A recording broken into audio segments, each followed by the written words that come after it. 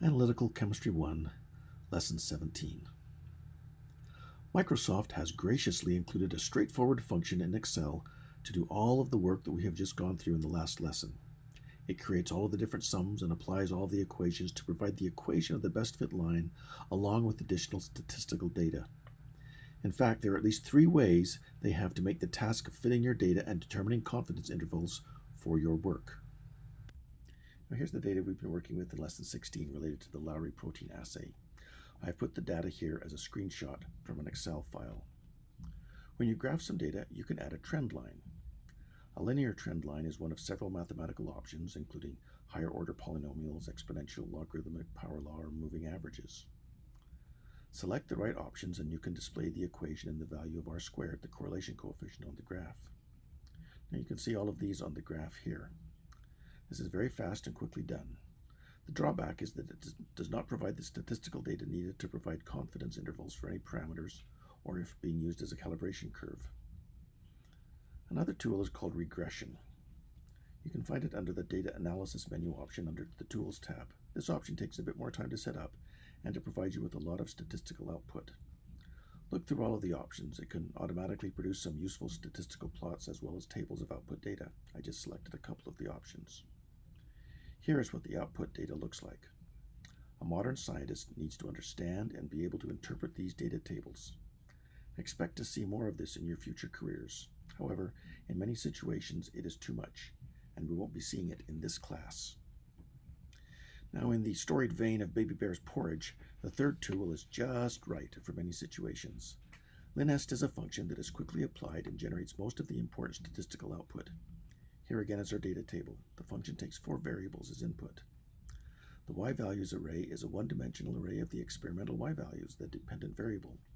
In the case of this data set, it would be the array b2 to b13. The x-values array is often a one-dimensional array, but it can be multidimensional if you have multiple independent variables, or more commonly, if you want to fit your data to a polynomial. However, for our work in this course, fitting data to a linear function, first-order polynomial, will be done with just a one-dimensional array. For this case, the array would be a2 to a13. And then there are 2 Boolean variables. The first is to indicate whether or not you want the fitting routine to fix the intercept at a specific value. This is sometimes done if you know your model must go through the origin, for instance. For our work, we leave it as another parameter to be determined. The argument is either true or 1. The program will interpret either as a Boolean true variable. If you were to enter false or 0, then the fitting would go through a fixed intercept point. The last variable is also Boolean. You will want to enter true or 1 for this too, as this provides the additional statistics. If you enter false or 0, then you only get the same information that you would get by using trendline and displaying the equation. For our class, you will usually enter this function in a cell using arguments like this. When you press return, you'll be given the following 2x5 array as the function's output. And here is the explanation of this output array. The top row gives the fitting parameters, first the slope m and then the intercept b. Now compare this with the data given on the graph itself as output from trendline. One advantage of Linest is that you get to see all of the significant figures. If you compare the slope given by trendline as 0.001, whereas in Linest you see 0.009959. Now it's the same number, but just displayed with too few digits by trendline. You can go in and change the number of digits in trendline, or change it to a scientific notation and then see the full digits, but it involves extra steps. Linest provides it directly. As mentioned earlier, Linest can be used to fit higher order polynomials or even more complex functions. If you're doing that, these top 2 rows would be extended for as many additional parameters as needed. The second row displays the standard error of the slope and intercept, respectively. As before, these can be used to provide confidence intervals for the 2 parameters. The third row provides first the correlation coefficient r squared, and then the standard error of the y estimates. You can see the correlation coefficient also displayed on the graph by trendline. The standard error of the y estimate is what we use to assign confidence limits to unknown samples using the calibration curve. The correlation coefficient is widely used and often misinterpreted. Its real purpose is to identify the correlation between the x and y values. Now, more so in the social sciences, it is an important statistic when trying to determine if Now, for example, if cell phone use contributes to brain cancer, in which the correlation is very low, compared with determining if unprotected sunbathing leads to skin cancer, where the correlation is very high. In the physical sciences, our experiments are already highly correlated. If they are not, then we don't do those experiments.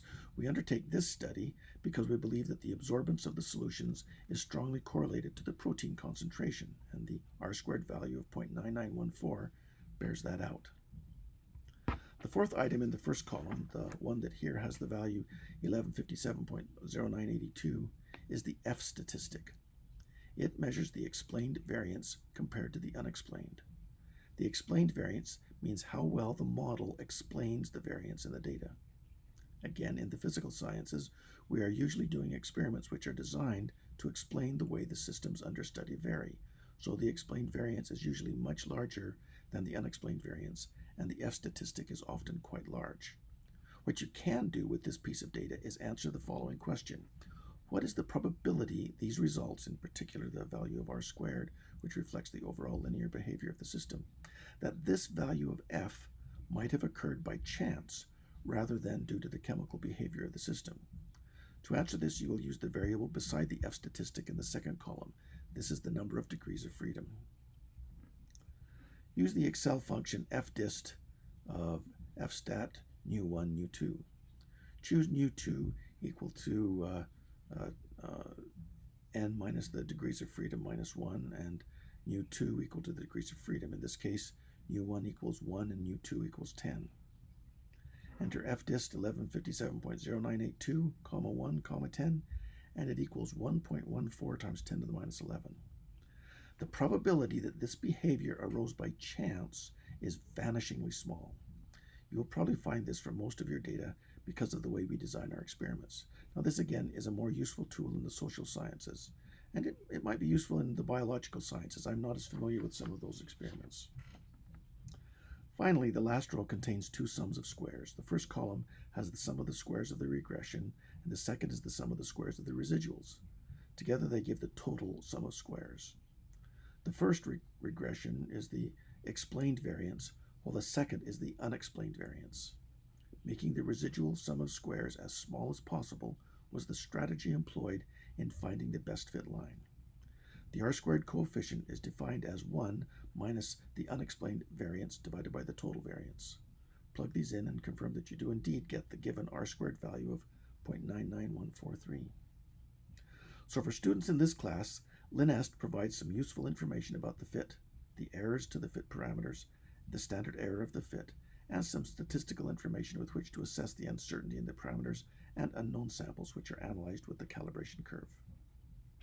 Now here's a final look at calibration curves in general. It is common to find this shape for calibration curves. They can have a negative slope and go down too, but you could just change the sign and get this positive slope if you preferred. Now it's worth mentioning a few specific features of these curves. The blank signal is that obtained when you believe there's no added analyte to the sample. There may still be a signal, however, whether it be from an optical spectrometer, from an electrochemical sensor, or even if it's your ability to detect a color change of an indicator in a titration, there is a blank signal. And when you test it several times, you will get a normal distribution of results, which will have some standard deviation associated with it. The mean of this distribution defines 0 on your calibration curve. The question you ask next is, how large does the signal need to be able to distinguish a real signal from just another blank signal of this normal distribution? Experience and convention have decided that the signal needs to be 3 times greater than the standard deviation of the blank distribution. The blank distribution at this point is about the 1% level, and at this point you should be confident in saying that something is there. This is called the limit of detection. It is set above the 0 point by the width of the distribution of blank experiments. It's usually labeled LOD. You can't say that there is or is not any analyte present if your signal is below this amount, and this sets the lower limit of your detectability with this method. But detection is not the same as making a quantitative measure. If you work through the details, you will see that your statistics are terrible, and if you're trying to assign a precise value for the signal at this point, you can detect, but you can't quantify. Again, experience and convention have decided that your signal needs to be 10 times greater than the standard deviation of the blank sample before you can confidently assign a quantitative result to your measurement. This is the point at which you can start to distinguish one signal level from another given the normal distribution of signal error for your replicate samples. This is called the limit of quantitation, or LOQ. The LOD sets the lower limit of detection for your method, while the LOQ sets the lower limit of quantitative results for the method. At the other end of the graph, we see the point where the curve begins to saturate. We call this the limit of linearity, or LOL, and no, it doesn't mean laugh out loud. Here are some other descriptions that are worth knowing. The dynamic range of an analytical method is the range over which variations in signal lead to measurable differences. It covers from the LOD up into the nonlinear response region, but stops before complete saturation sets in. The working range comes from the LOQ up to some point in the nonlinear region where the signal change with concentration, for instance, is still significant enough to give good statistics with which to measure reliably. The linear dynamic range comes from the LOQ up to the LOL. We can still make measurements into the nonlinear region above the LOL, but calibration points will need to be closer together to really know how the method behaves in this region. Also, it's worth appreciating that some methods will show nonlinearity at the low end of the curve as well as at the high end.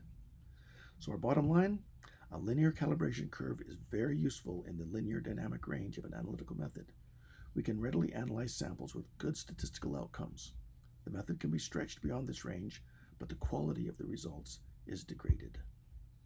Know your sample, know your method, and plan your work accordingly.